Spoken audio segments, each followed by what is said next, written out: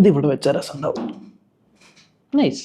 Guys, അങ്ങനെ നമ്മുടെ BMW bike മേടിച്ച് കൃത്യം 1 വർഷം കഴിഞ്ഞിരിക്കുകയാണ്. ഞാൻ 1 വർഷം കഴിഞ്ഞതുകൊണ്ട് തന്നെ BMW വണ്ടികൾക്ക് വർഷത്തിൽ ഒരിക്കലാണ് സർവീസ് വരുന്നത്. ആൻഡ് യെസ്, ആനുവൽ സർവീസ് കഴിഞ്ഞിരിക്കുകയാണ്. എൻ്റെ ബില്ല് എൻ്റെ കയ്യിലുണ്ട്. ടോട്ടൽ എത്ര രൂപയാണ് ആനുവൽ സർവീസിന് വന്നിരിക്കുന്നത് എന്നും കൂടി ഈ വീഡിയോയിൽ ഞാൻ ഉൾപ്പെടുത്താം. ബട്ട് ഈ വീഡിയോയുടെ പ്രധാന ഉദ്ദേശം എന്ന് പറയുന്നത്, എന്നെപ്പോലെ റൈഡേഴ്സ് അല്ലാത്ത ആൾക്കാർ ആദ്യമായിട്ട് റൈഡ് പോകാനുള്ള പ്ലാനിലാണെന്നുണ്ടെങ്കിൽ ഞാൻ കാണിച്ച പോലത്തെ കുറച്ച് മണ്ടത്തരങ്ങൾ കാണിക്കാതിരുന്നാൽ നിങ്ങൾക്ക് നല്ലത്. ഇത് എൻ്റെ അടുത്ത് ആരെങ്കിലും റൈഡിന് പോകുന്നതിന് മുന്നേ പറഞ്ഞു തന്നിരുന്നെങ്കിൽ എനിക്ക് വളരെയധികം ഉപകാരപ്പെട്ടേനെ. ബട്ട് അങ്ങനെ ഒരു വീഡിയോവേ ഞാൻ കണ്ടില്ല എന്നുള്ളതുകൊണ്ട് ഞാനത് ഉണ്ടാക്കാമെന്ന് വിചാരിച്ചു, അത്രേ ഉള്ളൂ. ബേസിക്കലി എങ്ങനെയാണ് ഞാൻ ഈ BMW GS 310 വന്നെത്തിയത് എന്നുള്ളതിനെ പറ്റി ഒരു വലിയ കഥയുണ്ട്. അത് ഞാൻ വേണമെങ്കിൽ വേറൊരു വീഡിയോ ആയിട്ട് ഇടാം. അത് നിങ്ങൾക്ക് കാണാൻ താല്പര്യമുണ്ടെങ്കിൽ നിങ്ങൾക്ക് സബ്സ്ക്രൈബ് ചെയ്യാവുന്നതാണ്. ബട്ട് എനിവേ, ഞാൻ ഈ വണ്ടി എടുത്തതിൻ്റെ പ്രധാന ഉദ്ദേശം എന്ന് പറയുന്നത്, ഞാൻ ഒരു റൈഡർ അല്ല. അപ്പോൾ ഒരു റൈഡർ ആവാൻ വേണ്ടി, റൈഡർ കണ്ണാപ്പിയല്ല, എനിക്ക് ലോങ് റൈഡുകൾ പോകാൻ വേണ്ടി എന്നിട്ടൊരു ബൈക്ക് വേണം, എനിക്ക് ബൈക്കിൽ ഇങ്ങനെ ടൂറിങ് പോകണം എന്നുള്ള ആഗ്രഹത്തിൻ്റെ പുറത്താണ് ഈ വണ്ടി ഞാൻ എടുത്തത്. വണ്ടി എടുത്തത് ഫെബ്രുവരിയിലാണ്. അതിനുശേഷം ഇപ്പോൾ മാർച്ച്, ഏപ്രിൽ, മെയ് എന്ന് പറഞ്ഞാൽ ഒബ്വിയസ്ലി നിങ്ങൾക്ക് അറിയാൻ പറ്റും നല്ല ചൂടുള്ള സമയമാണ്. ഞാൻ നാട്ടിലേക്ക്, ബാംഗ്ലൂരിൽ നിന്ന് കേരളത്തിലേക്കുള്ള റൈഡൊക്കെയാണ് പ്ലാൻ ചെയ്തത്. ബട്ട് ഈ ചൂട് പൊരി വെയിലത്ത് ഡെഫിനറ്റ്ലി എനിക്ക് പോകാനുള്ള മനസ്സുണ്ടായില്ല. അതുകൊണ്ട് അങ്ങനെ ആ ഒരു റൈഡ് ക്യാൻസലായി. ആൻഡ് പിന്നീട് പല സാഹചര്യത്തിൻ്റെ സമ്മർദ്ദം മൂലം റൈഡ് ഇങ്ങനെ ക്യാൻസലായി പോയി. കാരണം വെയിൽ കഴിഞ്ഞ് പിന്നെ മഴക്കാലമായി. മഴക്കാലം കഴിഞ്ഞ് പിന്നെ ഞാൻ വിചാരിച്ചു മഴക്കാലത്തിന് ശേഷം പോവാം, ഒരു ഓഗസ്റ്റ് ടൈമൊക്കെ ആകുമ്പോൾ പോകാമെന്ന് വിചാരിച്ചപ്പോൾ ആ സമയത്താണ് നമ്മൾ ബാലി ട്രിപ്പ് പ്ലാൻ ചെയ്തത്. ആ ബാലി ട്രിപ്പിൻ്റെ വീഡിയോ നിങ്ങൾ കണ്ടിട്ടില്ലെങ്കിൽ ഞാൻ വേണമെങ്കിൽ ഇവിടെ ഐവട്ടം വരില്ലേ, അതിലത്തേക്ക് കൊടുത്തേക്കാം, നിങ്ങൾക്ക് കാണാം. അപ്പം അങ്ങനെ ബാലി ട്രിപ്പ് കഴിഞ്ഞു. പിന്നീട് പല സാങ്കേതിക പ്രശ്നങ്ങൾ കൊണ്ടും ഈ ഒരു ട്രിപ്പ് ഇങ്ങനെ മാറ്റി വെച്ച് ആകെപ്പാടെ ലോക്കൽ മാത്രമേ ഓടിയിട്ടുള്ളൂ. മാക്സിമം പോയിട്ടുള്ളതെന്ന് വെച്ചാൽ ഇവിടെ നിന്ന് മൈസൂർ പോയിട്ടുണ്ടാവും. ഇവിടെ നിന്ന് മൈസൂർ എന്ന് പറയുന്നത് ഹാർഡ്ലി 100 കിലോമീറ്റർ താഴെയുള്ളൂ. അപ്പോൾ മൈസൂർ പോയി തിരിച്ചു വന്നു. ഇതൊക്കെയാണ് ലോങ് റൈഡ് എന്ന് പറഞ്ഞ് പോയിട്ടേ ഉള്ളത്. അല്ലാണ്ട് ഞാൻ പ്രോപ്പർ ഒരു ലോങ് റൈഡ് പോയിട്ടേ ഇല്ല. അങ്ങനെ ഇരിക്കുമ്പോഴാണ് എനിക്കോട് ഡിസംബറിലെങ്ങാണ്ട് ഒരു വിളി വരുവാണ്. ഞങ്ങൾ JSP മോട്ടോഴ്സ് എന്ന് BMW എന്നാണ് വിളിക്കുന്നത്. നിങ്ങളുടെ വണ്ടി എടുത്തിട്ട് ഫെബ്രുവരിയിൽ ഇപ്പോൾ 1 ഇയർ കംപ്ലീറ്റ് ആവും. അപ്പോൾ 1 ഇയറിന് ആനുവൽ സർവീസ് ഉണ്ട്. അത് 1 ഇയർ അല്ലെങ്കിൽ 10,000 കിലോമീറ്റേഴ്സ് ഏതാണോ ആദ്യം എത്തുന്നത് അതാണ്. അപ്പോൾ നിങ്ങളുടെ വണ്ടി 10,000 കിലോമീറ്റർ ആയോ എന്ന് ചോദിക്കാനാണ് വിളിച്ചത്. ആ സമയത്ത് ഞാൻ എൻ്റെ ഓഡോമീറ്റർ കണ്ടിട്ട് എനിക്ക് എന്ത് പറയണമെന്നറിയില്ല. ഞാൻ അവരോട് പറഞ്ഞു 10,000 ഭയങ്കര പ്രശ്നമാണ്, കാരണം ഒരു 2,000 കഷ്ടി ഓടിയിട്ടുള്ളൂ വണ്ടി. അപ്പോൾ അവരൊരുമാതിരി 10,000 പറഞ്ഞിട്ട് 2,000 ആണോ, എന്നാൽ നിങ്ങളൊരു കാര്യം ചെയ്യൂ, ആനുവൽ സർവീസിന് എന്തായാലും എഞ്ചിൻ ഓയിലും ബ്രേക്ക് പാഡും അതും ഇതുമൊക്കെ മാറ്റും. അതിന് മുന്നേ നിങ്ങളൊന്ന് വണ്ടി ഓടി തെയ്യുവാണെങ്കിൽ അത് നിങ്ങൾക്ക് നല്ലതല്ലേ. ഞങ്ങളൊരു മണാലി ട്രിപ്പൊക്കെ പ്ലാൻ ചെയ്യുന്നുണ്ട്. അത് ഏകദേശം 1,800 കിലോമീറ്ററിൻ്റെ ദൂരമുള്ള റൈഡാണ്. വേണമെങ്കിൽ ഞങ്ങളുടെ കൂടെ റൈഡിന് വന്ന് ജോയിൻ ചെയ്തോളൂ എന്നൊക്കെ പറഞ്ഞ് വിളിച്ചു. ബട്ട് ഇതുവരെ റൈഡ് പോയിട്ടില്ലാത്ത ഒരു വ്യക്തി പോയിട്ട് ഡയറക്റ്റ് മണാലി ട്രിപ്പ് പോയി കഴിഞ്ഞാൽ പെട്ടുപോകും എന്നെനിക്ക് മനസ്സിലായതുകൊണ്ട് ഞാൻ വേണ്ട. എന്നിട്ട് രണ്ടും കൽപ്പിച്ച്, ഇപ്പോൾ ജാനുവരി ടൈം അല്ലേ, കുഴപ്പമില്ല, വെയിലും കാര്യങ്ങളൊന്നുമില്ല, തണുപ്പാണ്, എന്നാൽ പിന്നെ നാട്ടിലേക്ക് ഞങ്ങളുടെ ട്രിപ്പ് പ്ലാൻ ചെയ്യാമെന്ന് പറഞ്ഞിട്ട് ഞാൻ ഒറ്റയ്ക്ക് സോളോ ട്രിപ്പ് നാട്ടിലേക്ക് പോവുകയാണ്. സോ ഫുള്ളി ആക്സറീസ് ഒക്കെ ഇട്ട്, ഏതൊക്കെയാണ് ആക്സറീസ് എന്നുള്ളതൊക്കെ നമ്മൾ ഇതിന് മുന്നേ പഴയ വീഡിയോ ചെയ്തിട്ടുണ്ട്. നിങ്ങൾ കണ്ടിട്ടില്ലെങ്കിൽ അത് കണ്ടോളൂ. എന്തായാലും ജാക്കറ്റും ഹെൽമെറ്റും പിന്നെ നമ്മുടെ കാർപ്യൂറൈഡ് എന്ന് പറഞ്ഞിട്ടൊരു സാധനം മെയിൻ ചാനൽ റിവ്യൂ ഉണ്ടല്ലോ ഈ മാപ്പ് കാണാനായിട്ട്, അതും വെച്ച് ഫ്രണ്ടിലുള്ള ബാഗും വെച്ച് ബാക്കിലുള്ള പെട്ടിയൊക്കെ വെച്ചിട്ട് നമ്മൾ റൈഡ് സ്റ്റാർട്ട് ചെയ്യാനുള്ള പ്ലാനിലാണ്. സോ ഈ ഒരു റൈഡ് സ്റ്റാർട്ട് ചെയ്തപ്പോൾ ഉണ്ടായ മിസ്റ്റേക്ക് നമ്പർ 1, ഏറ്റവും ആദ്യത്തെ മിസ്റ്റേക്ക് എന്ന് പറയുന്നത്, ഞാൻ രാവിലെ നേരത്തെ സ്റ്റാർട്ട് ചെയ്തില്ല എന്നുള്ളതാണ്. ഏകദേശം ഇവിടെ നിന്ന് നാട്ടിലേക്ക് 500-530 കിലോമീറ്റർ ഉണ്ട്. ഒരു 9-10 മണിക്കൂറിൻ്റെ ഒരു ട്രാവൽ ടൈം ഉണ്ട്, നിങ്ങൾ ലഞ്ച് ബ്രേക്കും കാര്യങ്ങളൊക്കെ കൂട്ടുവാണെങ്കിൽ. അപ്പം അങ്ങനെ ഇരിക്കുന്ന സമയത്ത് ഞാൻ ഇവിടെ നിന്ന് പുറപ്പെട്ടത് ഒരു 7 മണി സമയത്താണ്. കാരണം വെയിലൊക്കെ ഒന്ന് വന്നിട്ട് പോവാമല്ലോ, ഇരുട്ടത്ത് പോകേണ്ട കാര്യമില്ല എന്ന് പറഞ്ഞിട്ട് ഞാൻ സ്റ്റാർട്ട് ചെയ്തതാണ്. ആൻഡ് ഈ സ്റ്റാർട്ട് ചെയ്തത് കൊണ്ട് എനിക്കുണ്ടായ ഏറ്റവും വലിയ ബുദ്ധിമുട്ടെന്ന് പറഞ്ഞാൽ, ഞാൻ ഏകദേശം റൈഡിൻ്റെ മിഡ് വേ എത്തിയപ്പോൾ, അതായത് ഏകദേശം ഒരു 200-250 കിലോമീറ്റർ കഴിഞ്ഞപ്പോഴേക്കും സമയം ഏകദേശം 2 മണി 3 മണി ആ ഒരു ടൈമാണ്. പൊരി വെയിലാണ്. ഈ പൊരി വെയിലത്ത് നല്ല കട്ടിയുള്ള പാഡിങ് ഉള്ള ജാക്കറ്റും ഇട്ട് ഹെൽമെറ്റും ഇട്ട്, അതും കേരളത്തിലേക്ക് ഹ്യൂമിഡിറ്റി കൂടിയ ഒരു സ്ഥലത്തേക്ക് ഇങ്ങനെ പോകുമ്പോൾ ഉണ്ടല്ലോ, ഒരുമാതിരി നമ്മൾ പുഴുങ്ങിയെടുത്ത ഒരവസ്ഥയാണ് ഉണ്ടാവുക. And that was the first mistake. So definitely നിങ്ങൾ റൈഡ് സ്റ്റാർട്ട് ചെയ്യുവാണെങ്കിൽ സ്റ്റാർട്ട് ഏർലി. ഒരു 4 മണിക്കോ 5 മണിക്കോ അങ്ങനെ സൂര്യൻ വരുന്നതിന് മുന്നേ നിങ്ങൾക്ക് സ്റ്റാർട്ട് ചെയ്യാൻ പറ്റുമെങ്കിൽ അത്രയും നല്ലത്. മിസ്റ്റേക്ക് നമ്പർ 2, വണ്ടി അഡ്വഞ്ചർ വണ്ടിയാണല്ലോ, അതുകൊണ്ട് തന്നെ നമ്മൾ ഓടിക്കുന്ന സമയത്ത് റോഡിലുള്ള കുണ്ടും കുഴിയും ഒന്നും അറിയില്ല. സ്മൂത്തായിട്ട് സുഖമായിട്ട് നമുക്ക് ട്രാവൽ ചെയ്യാൻ പറ്റുന്നുണ്ട്. നല്ല ഹൈറ്റിലായതുകൊണ്ട് നല്ല സൂപ്പറായിട്ട് പോകാൻ പറ്റുന്നുണ്ട് എന്നുള്ളതുകൊണ്ട്, രാവിലെ അല്ലേ 7 മണി ടൈം അല്ലേ, അപ്പോൾ മാക്സിമം വെയിൽ വരുന്നതിന് മുന്നേ നമുക്ക് സ്ഥലം കവർ ചെയ്യാമല്ലോ എന്ന് പറഞ്ഞ് ഞാൻ ആദ്യം ഒരു 100 കിലോമീറ്റർ പോയി, നിർത്തിയില്ല. 100-150 വരെയും പോകാമെന്ന് പറഞ്ഞു, നിർത്തിയില്ല. 150-200 കിലോമീറ്ററായി. അങ്ങനെ 200-250 കിലോമീറ്റർ ഒറ്റ സ്ട്രെച്ചിൽ ഞാനങ്ങ് ഓടിച്ചു. ആ ഒരു ആവേശത്തിന് പുറത്ത് ഓടിച്ചാണ്. അതിന് ശേഷം ഒന്ന് ചായ കുടിക്കാൻ വേണ്ടി ഞാൻ നിർത്തി.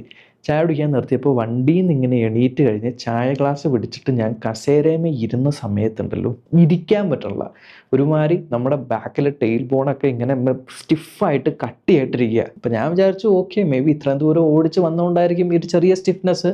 കുറച്ച് നേരം വെയിറ്റ് ചെയ്ത് ഇരുന്നും എണീറ്റും ഒന്ന് സ്ക്വാറ്റ്സ് ഒക്കെ ചെയ്ത് കഴിഞ്ഞപ്പോഴേക്കും എൻ്റെ സംഭവമൊക്കെ റെഡിയായി, കുഴപ്പമൊന്നും ഉണ്ടായില്ല. അപ്പം ഞാൻ വിളിച്ച് ഇറ്റ്സ് ഫൈൻ. അത് കഴിഞ്ഞ് ഞാൻ പിന്നെയും ഇതേമാതിരി ഒറ്റ സ്ട്രെച്ച് നിങ്ങളുടെ വിട്ടു. ഒറ്റ സ്ട്രെച്ച് വിട്ട് ഏകദേശം 150 കിലോമീറ്റർ ഇതേമാതിരി ഒറ്റ സ്ട്രെച്ചിൽ നമ്മൾ പോയി.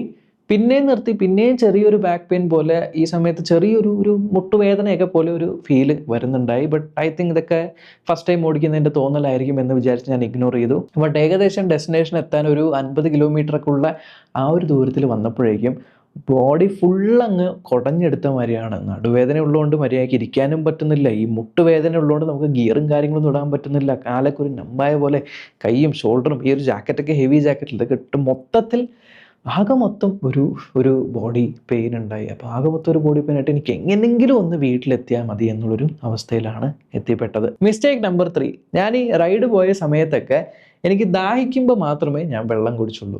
അതുകൊണ്ട് തന്നെ ഞാൻ ഇവിടെ നിന്ന് പോയി അതിനുശേഷം ഞാൻ ആദ്യം പറഞ്ഞ സ്റ്റോപ്പ് എടുത്തപ്പോൾ വെള്ളമല്ല ചായയാണ് കുടിച്ചത്.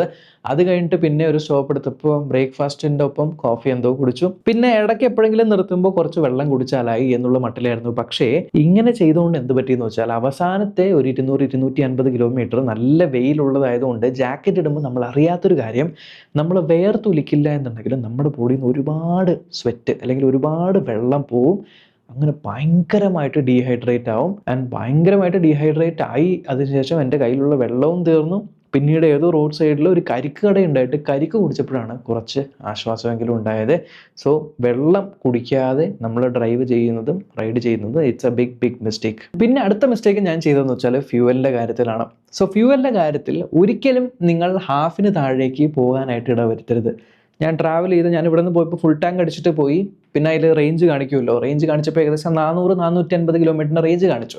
അപ്പോൾ അത്രയും കിലോമീറ്റർ പോകാൻ പറ്റുന്നുണ്ടല്ലോ, അവിടേക്ക് എത്തിയിട്ട് നമുക്ക് അടിക്കാമെന്ന് പറഞ്ഞിങ്ങനെ പോയി ഹാഫ് കഴിഞ്ഞ് ലാസ്റ്റ് ആ ഒരു മറ്റേ എന്താ പറയുക ഫ്യൂവലിൻ്റെ ഇൻഡിക്കേറ്റർ കാണിക്കുമല്ലോ, റിസർവിൻ്റെ ഇൻഡിക്കേറ്റർ കാണിക്കുമ്പോഴാണ് ഞാൻ പമ്പിൽ കയറ്റി കൊണ്ടുപോയി അടിച്ചത്. പക്ഷെ അപ്പോഴും ഞാൻ ഫുൾ ടാങ്ക് ഒന്നും അടിച്ചില്ല, ഞാൻ കുറച്ച് മാത്രമേ അടിച്ചുള്ളൂ. പിന്നെയാണ് എനിക്ക് മനസ്സിലായത് ഒരു സ്ഥലം എത്തിയ സമയത്ത് അവിടെ എന്തോ വർക്കും ട്രാഫിക്കും ഡൈവേർഷൻ എന്തോ ഉണ്ടായി. ആ ഡൈവേർഷൻ എടുത്ത് പോയപ്പോൾ പുതിയ റോഡാണ്. ആ പുതിയ റോഡ് ഏകദേശം ഒരു 50-60 കിലോമീറ്ററിൻ്റെ സ്ട്രെച്ചാണ്. 50-60 കിലോമീറ്ററിൻ്റെ സ്ട്രെച്ച് നോക്കിയപ്പോൾ എൻ്റെ വണ്ടിയിൽ പെട്രോൾ കുറവാണ്, 40 കിലോമീറ്ററിൻ്റെ റേഞ്ചാണ് കാണിക്കുന്നത്. ആൻഡ് ഒരു ഫ്യൂവൽ സ്റ്റേഷനും ആ പുതിയ റോഡായതുകൊണ്ട് അവിടെ ഇല്ല. ഫുൾ ആങ്സൈറ്റി ആയിരുന്നു. കാരണം വണ്ടി നിന്ന് പോകുമോ, വണ്ടിക്കുള്ള പവർ ഉണ്ടോ, പെട്രോൾ ഉണ്ടോ. ആൻഡ് പെട്രോൾ ലാഭിക്കാൻ വേണ്ടി പതുക്കെ പോകണം. പതുക്കെ പോയി കഴിഞ്ഞാൽ നല്ല പൊരി വെയിലാണ്. വെയിൽ കൊണ്ട് നമ്മൾ പോവുകയാണെങ്കിൽ തളർന്ന് ഭയങ്കര ഡീഹൈഡ്രേഷൻ വരും. അപ്പോൾ എന്താണ് ചെയ്യേണ്ടതെന്നുള്ള ടോട്ടൽ കൺഫ്യൂഷൻ വരും.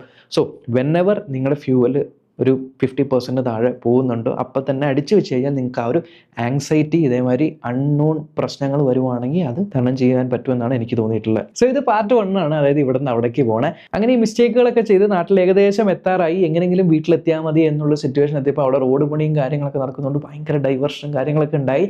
ആകെപ്പാടെ ഭ്രാന്ത് പിടിച്ച് അവസാനം വീട്ടിലെത്തിയ സമയത്ത് എനിക്ക് എങ്ങനെയെങ്കിലും, അതായത് ബോഡി ഫുള്ളും ഇങ്ങനെ ഒരു എന്താ പറയുക നല്ലൊരു ടയേർഡാണ്, ഡീഹൈഡ്രേറ്റഡ് ആണ്, ഇരിക്കാനും മേലുവേദനയും ആ ഒരു ജാക്കറ്റിൻ്റെ ക്ഷീണവും ഇതെല്ലാം കൊണ്ടും ഒരുമാതിരി ഒരു മോശം അവസ്ഥയായി പോയി. അതായത് ആ ഒരു റൈഡ് ചെയ്തത് ഒരു എക്സ്പീരിയൻസ് ഭയങ്കര മോശമായി പോയതായിട്ട് എനിക്ക് ഫീൽ ചെയ്തു. സോ അതുകൊണ്ട് തന്നെ ഞാൻ റിട്ടേൺ ട്രിപ്പ്, അതായത് നാട്ടിൽ നിന്ന് ഇവിടേക്ക് ഉള്ള ട്രിപ്പ് പ്ലാൻ ചെയ്ത സമയത്ത് ഈ മിസ്റ്റേക്കുകളെല്ലാം റെക്ടിഫൈ ചെയ്തതിന് ശേഷമുള്ള എക്സ്പീരിയൻസ് ഞാൻ പറഞ്ഞുതരാം. സോ നാട്ടിൽ നിന്ന് ഇവിടേക്ക് ഞാൻ ഇറങ്ങിയത് എത്ര മണിക്കാണ്? 7 മണി എന്നുള്ളത് മാറ്റി ഞാൻ ഏകദേശം ഒരു 4-4:30 മണിയായപ്പോൾ ഇറങ്ങി.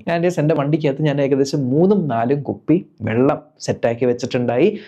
ആൻഡ് രാവിലെ അവിടെ നിന്ന് എണീക്കുമ്പോൾ തന്നെ അത്യാവശ്യം നല്ല ചായയും കുടിച്ച് അതേപോലെ വെള്ളവും അത്യാവശ്യം കുടിച്ച് കാർബോഹൈഡ്രേറ്റ്സ് ലൈക്ക് പഴം അങ്ങനത്തെ സാധനങ്ങളൊക്കെ കഴിച്ച് അത്യാവശ്യം എനർജിയോട് കൂടിയിട്ട് അവിടെ നിന്ന് ഇറങ്ങി.